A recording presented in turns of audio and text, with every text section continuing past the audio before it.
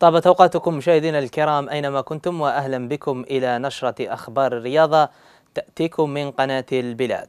تمكن المنتخب الوطني لكرة اليد من تجاوز عتبة نظيره من الكونغو الديمقراطية في مباراة ربع النهائي من بطولة كأس أفريقيا لكرة اليد الجارية بالعاصمة المصرية القاهرة، حيث حسم الخضر المباراة لصالحهم بنتيجة 34 هدفا مقابل 25.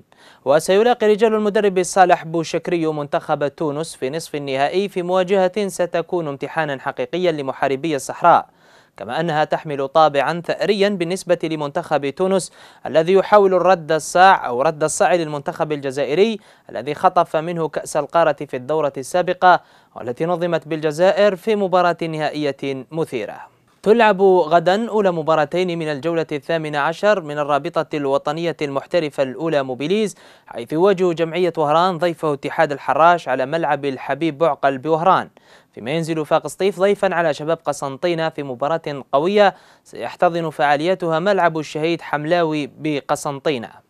في البطولة الوطنية المحترفة الثانية موبيليز تلعب اليوم أولى مباريات الجولة 18 من الدوري، حيث يواجه أهل برج بوعريريج ضيفه أولمبي المدية في مباراة قوية ستنطلق في حدود الساعة 3 زوالا بتوقيت الجزائر. مع البطولة الوطنية المحترفة الثانية موبيليز أين تستكمل غدا مباريات الجولة 18 من المنافسة، حيث يواجه شباب باتنا ضيفه شباب عين الفكرون، بما يستقبل شبيبة بجاية منافسه نادي بارادو على ملعب الوحدة المغاربية. وفي مباراة أخرى يستقبل جمعية شلف أمل بوسعادة أمام مولودية العلمة، فسيتنقل إلى الخروب لمواجهة الجمعية المحلية. في هذه الجولة أيضا يتنقل أولمبي أرزيو إلى سعيدة لمواجهة المولودية المحلية. أما اتحاد الشاوية واتحاد بالعباس فسيواجهان كلا من اتحاد حجوط وشبيبة كيكدا على التوالي. في خبر آخر، سيكون لاعبو المنتخب الوطني لكرة القدم لأقل من 20 سنة على موعد مع المواجهة الودية الثانية التي ستجمعهم بنظرائهم من المنتخب المصري يوم غد الجمعة على ملعب الشهيد آية الحسين ببراقي في حدود الساعة 3 مساء. يذكر فقط أن المباراة الودية الأولى بين المنتخبين انتهت أطوارها لصالح المنتخب المصري ب3 أهداف مقابل هدفين. من جهته يستكمل اليوم المنتخب الوطني النسوي لكرة القدم تحضيراته بمركز تحضير المنتخبات الوطنية في سيدي موسى استعدادا لتصفيات الدور الأول من كأس أفريقيا لهذه الفئة ضد منتخب طوغو ذهابا وإيابا يومي 6 من مارس و20 من ذات الشهر. ومن المنتظر أن تخوض سيدات الجزائر مباراتين وديتين ضد منتخب مالي النسوي يوم 3 و6 من فبراير المقبل. اللقاء الأول يلعب على ملعب عمر حمادي ببلوغين، والثاني سيلعب بمركز سيدي موسى.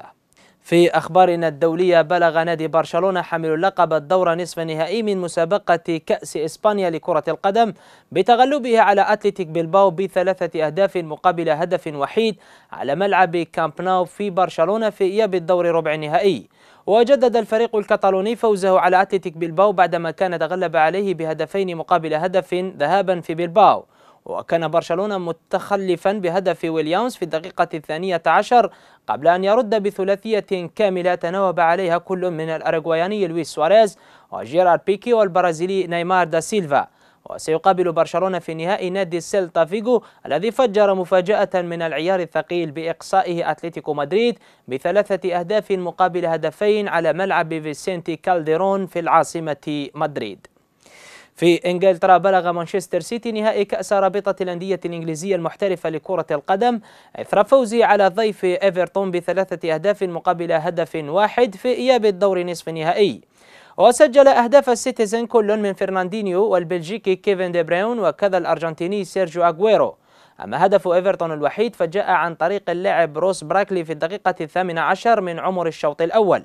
ويلتقي مانشستر سيتي في المباراة النهائية على ملعب ويمبلي مع ليفربول الذي سبق وأن تأهل على حساب ستوك سيتي بركلات الترجيح. في فرنسا، بلغ باريس سان جيرمان حامل اللقب في العامين الأخيرين المباراة النهائية لمسابقة كأس الرابطة الفرنسية لكرة القدم للعام الثالث على التوالي بعدما جدد فوزه على ضيفه تولوز ب2-0. فعلى ملعب البارك دي برانس في الدور نصف النهائي انتظر باريس سان جيرمان حتى الدقيقة 65 لافتتاح باب التسجيل عبر الدولي الأرجنتيني إيزيكيل لافيتزي.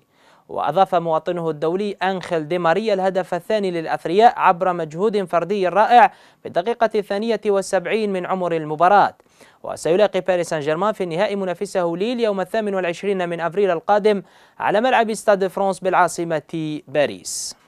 بهذا الخبر نكون مشاهدينا قد وصلنا وإياكم إلى ختام نشرة أخبار الرياضة. لمزيد من الأخبار والمعلومات زوروا موقعنا على الإنترنت البلاد.نت، كما يمكنكم متابعة البث الحي عبر الموقع ذاته. في الأخير أشكر لكم كرم الإصغاء والمتابعة، ألقاكم بخير والسلام عليكم.